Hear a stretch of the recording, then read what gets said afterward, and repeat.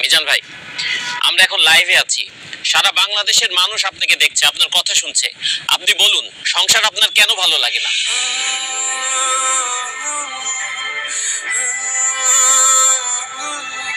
আমি যখন অনেক ছোট স্কুলে পড়ি, তখন আমার মা বাবা, স্কুলের শিক্ষক সবাই আমাকে বলেছেন, সুন্দরভাবে পড়াশোনা করো, পরীক্ষায় ভালো রেজাল্ট করো, তাহলে জীবনে সুখ আসবে।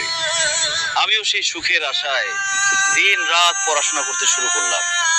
পরীক্ষা দিলাম, ভালো রেজাল্ট করলাম, পড়াশোনা শেষ করলাম, কিন্তু সুখ পেলাম না। বরং চাকরি নামের একটা দুশ্চিন্তা আমার জীবনে চলে আসলো। সবাই বলতে শুরু করলো, যদি ভালো চাকরি পাও তাহলে জীবনে সুখ পাবা। তাই চাকরির জন্য বিভিন্ন জায়গায় পাগলের মতো ঘুরতে থাকলাম, ইন্টারভিউ দিতে থাকলাম। অবশেষে আমার চাকরিটা হলো ঠিকই, কিন্তু আমার জীবনে সুখ আসলো না। অফিসে কাজের প্রেসার, বসের প্রেসার, প্রমোশনের প্রেসার, আমার জীবন থেকে সুখ আরো বেশি হারিয়ে গেল। এরপরে ভাবলাম, জীবনে যদি একটা বউ আসে তাহলে হয়তো জীবনে সুখ আসবে।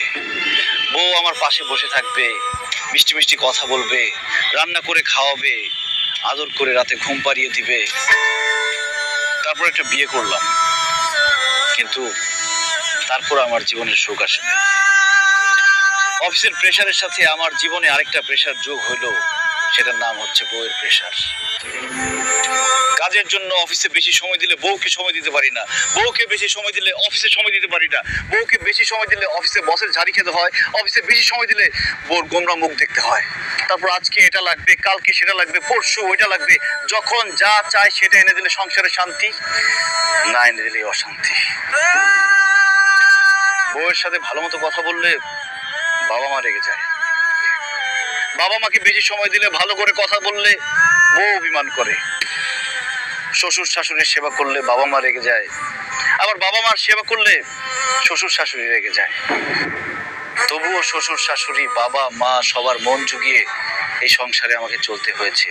ঈদ আসলে সবাইকে নতুন জামা কাপড় কিনে দিতে হয়েছে, কিন্তু ঈদের মধ্যে আমি কোনো নতুন জামা কাপড় কিনতে পেলাম কিনা সেটা কেউ কখনো জানতে চায়নি।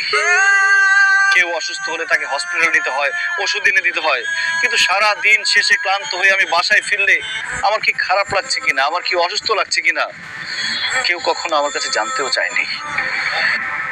আর এইসব শুধু আমার সাথে না, বাংলাদেশের হাজার হাজার লাখো পুরুষের সাথে প্রতিনিয়ত হচ্ছে এরকম। এত কিছু করার পরও একজন পুরুষ মানুষ, একজন স্বামী কাউকে খুশি করতে পারে না।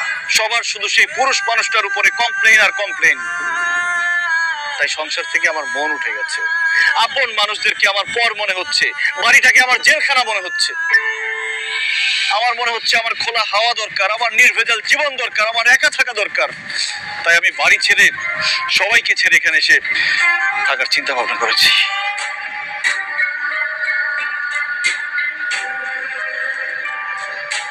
মিজান ভাই, এই ঘটনাগুলো আমার সঙ্গেও প্রতিনিয়ত ঘটে।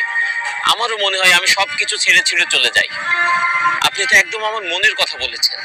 মিজান ভাই, আমিও সারাটা জীবন অনেক কষ্ট করছি, কিন্তু কাউরে কখনো সুখী করতে পারি না। মাঝে মাঝে মনটা চায় যে সংসার জীবনটা ছাইরা চলে যায়, কিন্তু বাবা মা, বউ বাচ্চা এগো মায়া ছাড়তে পারি না। বাবারে, তুই যা বলছিস তাই দেশের সব পুরুষের সাথেই হয়। পুরুষ কোনোদিন কারো আপন হইতে পারে না। পুরুষ মানুষ শুধু দিয়েই যায়, কারো কাছে সুখ পায় না। তারপরেও পুরুষ সংসার ছেড়ে যেতে পারে না।